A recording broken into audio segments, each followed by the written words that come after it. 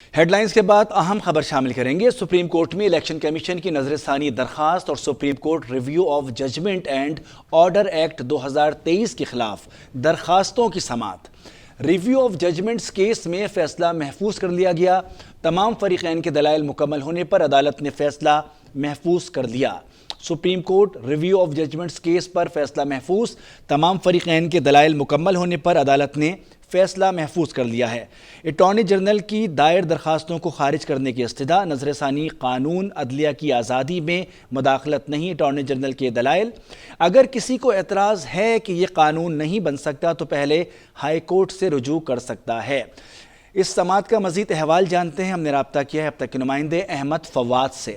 احمد فواد، تفصیلات کیا ہیں آپ کے پاس؟ آج اٹارنی جنرل پاکستان کی جانب سے بھی اپنے جو دلائل تھے اس کا آغاز کیا گیا اور تیسرے دن بھی اٹارنی جنرل کی جانب سے اپنے دلائل جو ہیں وہ جاری رکھے گئے اور اٹارنی جنرل نے اپنے دلائل میں آج عدالت کو یہ کہا کہ اگر یہ جو ریویو والا ایکٹ ہے اگر یہ ایکسیپٹ ہو جاتا ہے تو اس کے تحت پہلے فیصلہ دینے والے جو ججز ہیں وہ نظر ثانی کے لیے قائم جو لارجسٹ بینچ ہوگا اس کا بھی حصہ بن سکتے ہیں۔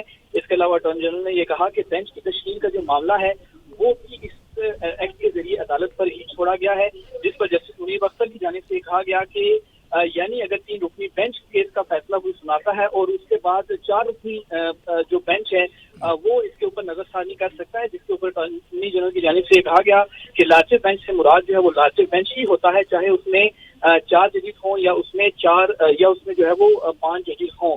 تو بہرحال یہ اٹارنی جنرل کی جانب سے آج دلائل دیے گئے۔ اس کے علاوہ آج جو پاکستان تحریک انصاف کے وکیل ہیں علی ظفر، ان کی جانب سے بھی اپنے جو جواب الجواب دلائل ہیں وہ بھی دیے گئے اور انہوں نے یہ کہا کہ اٹارنی جنرل کا پیش کیا گیا جو بھارتی کیس کا حوالہ ہے وہ اس کیس سے مطابقت نہیں رکھتا۔ اس کے علاوہ علی ظفر کی جانب سے یہ بھی کہا گیا کہ جو ہے وہ آج کے جو ان کے دلائل ہیں وہ مختصر رکھیں گے اور 15 منٹ کے اندر وہ اپنے جو دلائل ہیں وہ مکمل کر لیں گے۔